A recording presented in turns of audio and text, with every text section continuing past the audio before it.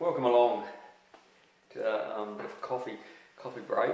Just a bit of a time and opportunity to talk about really where the growth calculator come into play and how it originally was construed. Now, I was sitting down here in the kitchen because this is quite often where a lot of our thinking in the so-called boardroom, or the boardroom as such, like with many homes or many small businesses, that the kitchen's the hub of the home. So a lot of stuff's done in this kitchen, or even in your own kitchen. A lot of similarity. That a lot of these big decisions are made, what I'd like to bring to forward. I was sitting down here one day. I was on the phone to a client, and we're discussing his business and what he was going to do in the future. And he announced out of the blue to me, look, he's thinking about retiring in 5 years' time and selling. And I thought, oh, that's really, really great. And then I thought about it for some time. I was in discussion, and I said, what are you going to actually sell? Because he was a sole trader and a tradesperson in a business.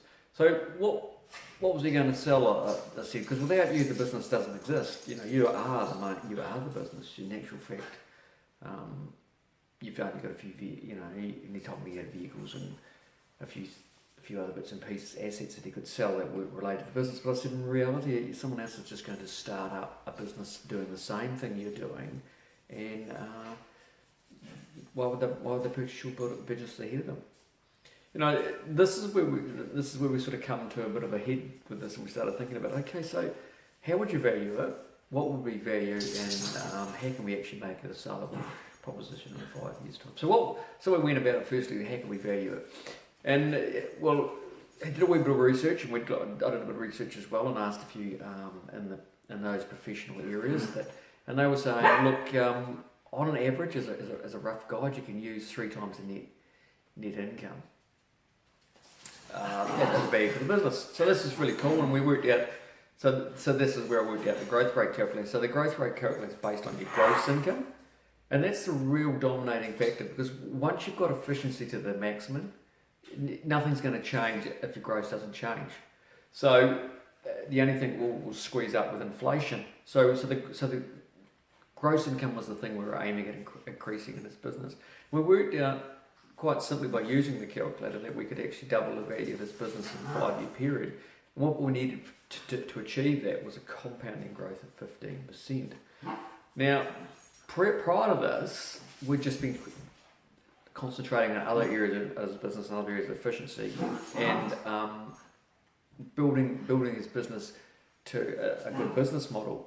With this new information, though, we put in place a 4-step plan, which was designed at building a business that was able to be sold, that he wasn't the cog anymore that was needed to be there.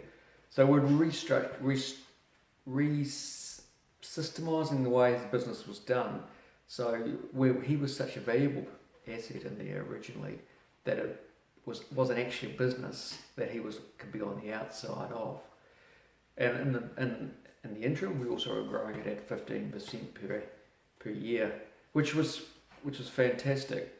So with a clear objective and a clear goal ahead of us, it wasn't too hard to put a plan into action. So we had a 4-step plan, was what we did, and the 4-step plan is something that I'll share in a later video, and a surmise of it. But really, the whole key thing was that what was construed in the kitchen. Realised there was a hole in the market that was just completely overlooked, and we couldn't do the forward thinking that we were wanting to do.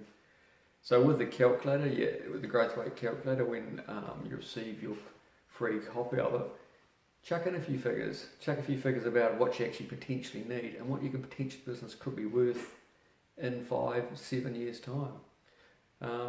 All the best, and here's to your success.